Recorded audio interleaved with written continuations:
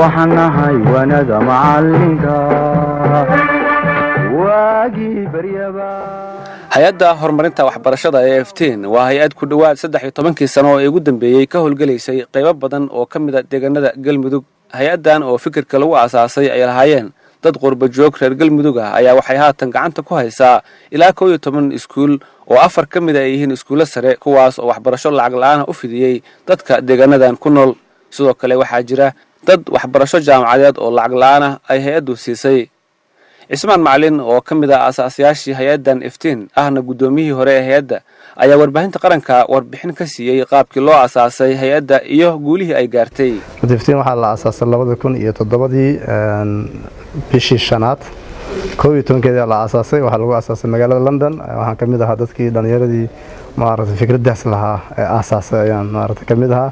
ujeedada loo aasaasana waxay ahayd ugu weyneed waxay ahayd yani give back dadkii maaragtay ehelka ahaa Soomaaliyeed wadankii ku noolaa Soomaaliya oo runtii duruufo fara badan oo kala gedisan markaas marayay in maaragtay waxbarashadoodii iyo noloshoodii wixii laga qaadan karo in laga qaato. intaas ayuu ahaa 9 qofood ay dadkii isku yimaadeen maaragtay kadib dood badan iyo niqaash fara badan iyo ay sameeyeen kadib waxa u soo baxday in ay waxbarashada xoogga saaraan kana saaraan waliba gobolada dhexe inay ka saaraan galgaduud iyo mudug qayb ka mid ah inay ka saaraan ayaa u soo baxday oo meeshii ugu sii darneed ahayd isku soo hareen dad maate ah iyo dad dhalinyaro ah oo wax fursad iyo aan midna haysanin fursadaha hortooda yeelana ay ahayd isbaaro dil burcadbadeednimo iyo wax la mid ah. waxay xoogga sii saartay iftiin inay dhinaca waxbarashada ay xoogga saartay maadaama waxbarashada ay tahay yani wax saameyn ku yeelan kara si dhaqso ah waqti dhow saameyn ku yeelan kara oo meeshaas ka soo bixi karo jiil caafimaad qaba oo isla socda. hadda waxaan haynaa 11 iskuul oo 4 dugsi sare tahay 7 dugsi hoose dhexe tahay oo ka bilowda ku kala yaala meesha laga bilaabo Cadaado ilaa Ceelhur oo Hobyo agteeda ah ku kala yaala. intaas ay ma aragtay haysaa ardada dhigatahay ku dhawaad 3,000 oo arday weeyaan. waxay ku dhigtaan intooda badan wax lacag la'aan la mid ah yani waa lacag la'aan wax yar oo maaragtay nadaafada iyo yani iskoolkii $15 $20 lagu dhigan jiray $1 iyo $2 iyo $4 iyo wax saas waa kaan of lacaglaan.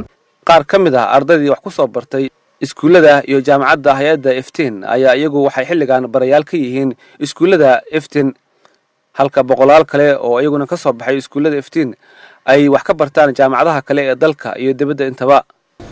maasanta anaga jaamacadda la yiraahdo Simet branchgeeda Cadaado ayaan partner la nahay aan maaragtay qayb ka ahayn imaashaha in meeshan timaado dufcad u horeysan sanadkan ka soo qalin jabisay oo Faculty of Education labadiisa qaybood ah ayagaas oo hadeertaan iskool 30 kamid ah ay kuliyadaas ka qalin jabiyeen 30 kaasna ay ugu yaraan magaalada Cadaado ku filnaadeen iskoolaadka ku yaalo dhan in macallimiin ka noqdaan. haddii marde cunug ama arday Soomaaliyeed oo tuulo ku dhashay tuuladaas inta ku dugsi hoose dhexe sare uga baxay jaamacad uga baxay oo meesha shaqaystay guri oo haysto waa bilow fiican.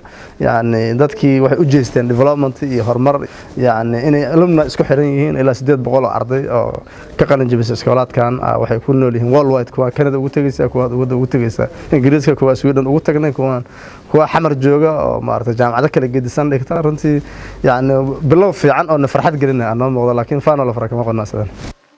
Cabdi Xasan Awowe warbaahinta qaranka Soomaaliyeed Cadaado.